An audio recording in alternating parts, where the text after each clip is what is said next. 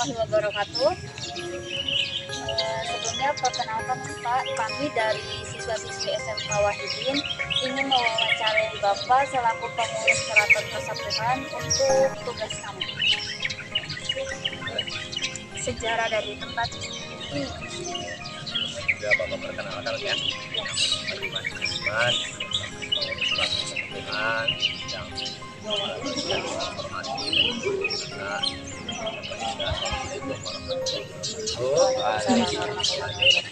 Dari SMK Wahidin Cirebon. Nah, bisa berkunjung ke keraton dan mau tahu tentang sejarah, Bapak sangat bangga ya. Generasi muda mau berstudi tentang sejarah.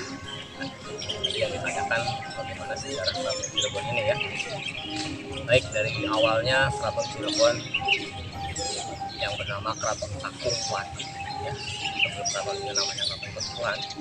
Pertama kali Keraton Cirebon namanya Keraton Kakung Wati yang dibangun abad 14, tepatnya di tahun 1435 Masehi. Yang membangun Keraton Cirebon ini adalah putranya Prabu Siliwangi yang bernama Pangeran Walang Sungsang yang bergelar Pangeran Cakrawala. Nah, itu membuat Keraton Cirebon dan diberi nama Keraton Kakung Wati. Nah, Kakung Wati itu adalah nama anaknya. Pangeran Walang Sungsang atau Cakrawala itu mempunyai anak perempuan yang cantik rupawan, namanya Ratu Ayu Kakung Wati. Setelah keraton dibuat kan itu keratonnya diberi nama Kakung Wati. Mungkin kalian tahu mengenal artinya Kakung Wati ya, tahu nggak? Wati artinya udang perempuan. Ya, Kakung itu udang, Wati itu kan perempuan ya. Kenapa Pangeran Walang Sungsang atau Cakrawala punya putri yang namanya Kakung Wati artinya udang perempuan? Karena Cirebon ini posisinya ada di tepi laut ya, di tepi laut pantai utara Jawa, yang pada zaman dahulu banyak para nelayan mencari hasil laut, selain dapat ikan, dapat cumi, banyak mendapatkan udang. Nah, udang yang kecil-kecil namanya apa? Rebon. Cirebon itu dari kata cai rebon. Cai artinya air, rebon itu udang yang kecil-kecil. Rebon itu dari kata itu ya. Nah, Keraton Kakung Wati itu setelah berdiri, itu keraton itu diserahkan kepada ponakannya yang bernama Syarif Hidayatullah untuk memimpin kerajaan Cirebon. Jadi kerajaan Cirebon pertama kali rajanya atau pemimpinnya bernama Syarif Hidayatullah. Beliau seorang kepala negara, seorang raja, juga seorang pembesar agama Islam, salah satu dari wali. Ada berapa wali di Jawa? Dikenal 9, disebutnya Wali Songo ya. Nah, Wali Songo itu yang 8 ada di Jawa Tengah, Jawa Timur. Di Jawa Barat 1 yaitu di Cirebon. Ini rumahnya Syarif Hidayatullah yang bergelar Sunan. Nah, itu kerajaan Cirebon yang dipimpin oleh Syarif Hidayatullah selaku rajanya mengalami masa kejayaan ya. Jadi sebelum ada Indonesia kan merdeka tahun berapa? 1945 ya. Itu kerajaan Cirebon berdiri abad 15, 100 tahun yang lalu gitu ya. Itu kerajaan Cirebon yang dipimpin oleh Syarif Hidayatullah mengalami masa kejayaan sehingga Cirebon ini dalam sejarah pernah jadi negara Cirebon.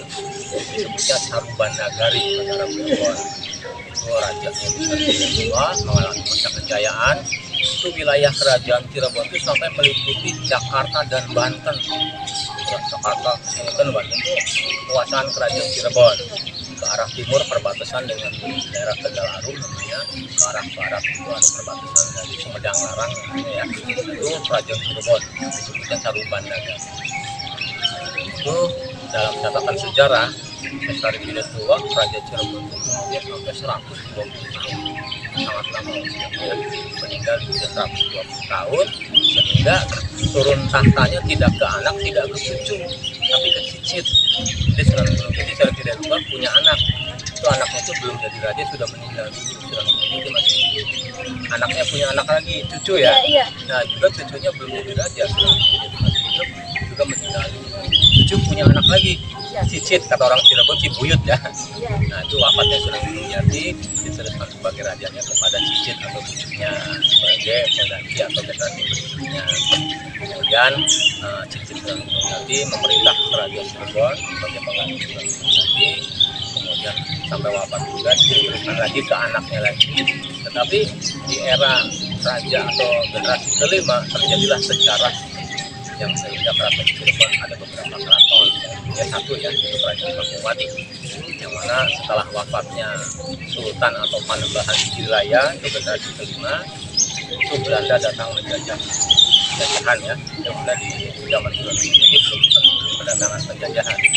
Penjajah Belanda itu datang di abad ke-16. Itu wafatnya Raja kelima ke Panembahan Jiraya namanya. Itu putra-putra dari raja itu dua kakak beradik dihasut Belanda, sehingga kakak dan adik itu pecah jadi dua keraton di Cirebon. Kakaknya di sini maka dinamakan Keraton Kasepuhan. Kasepuhan itu dari kata sepuh artinya tua. Di sana ada keraton lagi di utara namanya Kanoman. Kanoman itu dari kata nom itu muda. Sultan Cirebon dari abad itu Kasepuhan dan Kanoman. Kemudian Kanoman ada beberapa keraton lagi yaitu Cirebonan ya. Nah, misalnya itu di sini. Jadi keraton Kasepuhan ini alhamdulillah masih bisa kita kunjungi dan masih ada keluarga dan keturunannya. Sekarang ini sudah Sultan Sepuh yang ke-15 yang masih ada di keraton. Nah, keraton ini luasnya kurang lebih 25 hektar yang berada di alamat Jalan Desa Kasepuhan, kelurahannya di Desa Kasepuhan, kecamatannya Lemah Lubuk, dan di kota Cirebon, Jawa Barat. Di Jawa Barat hanya ada keraton hanya di Cirebon ya. Kalau dibanding sama keraton Jogja maupun keraton Solo, keraton Cirebon ini lebih tua 200 tahun lebih Cirebon ya. Itu sejarah singkat tentang kerajaan atau keraton Cirebon. Fungsi dan tujuan dibuatnya Keraton Kasepuhan itu apa, Pak? Ya, fungsi dan dibuatnya keraton ya. Keraton adalah istana, tempat tinggal raja ya. Jadi dibuatnya keraton itu dulu sebagai tempat tinggal, sebagai pusat pemerintahan, dan juga karena Raja Cirebon Carifir itu wali yang menyebarkan agama Islam, itu Sunan Gunung Jati juga sebagai pusat penyebaran agama Islam. Itu tugasnya Sunan Gunung Jati menyebarkan Islam ya di tanah Sunda, Jawa Barat. Nah, jadi sebagai Sunan Gunung Jati itu Islamkan yang mendakwah di tanah Sunda di Jawa Barat. Jadi tadi fungsi keraton dibangun saja sebagai pusat pemerintahan dan sebagai pusat penyebaran agama Islam.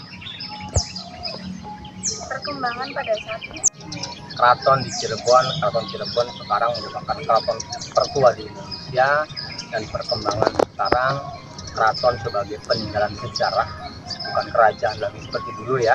Kalau dulu raja itu kekuasaannya mutlak lebih daripada presiden ya.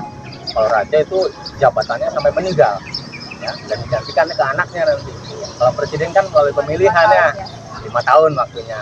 Kalau ada pemilihan kepilih lagi jadi, kalau enggak ya udah istirahat. Nah, kalau raja itu batasannya sampai akhir hayat ya. Jadi jabatan raja itu jadi menyatakan fungsi. Dan sekarang keraton-keraton di Indonesia bukan hanya di Cirebon, keraton merupakan peninggalan sejarah dan sebagai sekarang ini tempat wisata, destinasi wisata, yang mana banyak pelajar, mahasiswa, juga para masyarakat itu pengen tahu tentang sejarahnya bagaimana. Seperti adik-adik ini pengen tahu ya.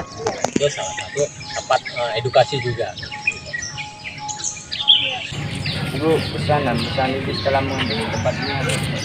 karena pertama kali baru ke Keraton Kasepuhan, saya excited ya, karena memang saya ini pendatang bukan dari Cirebon.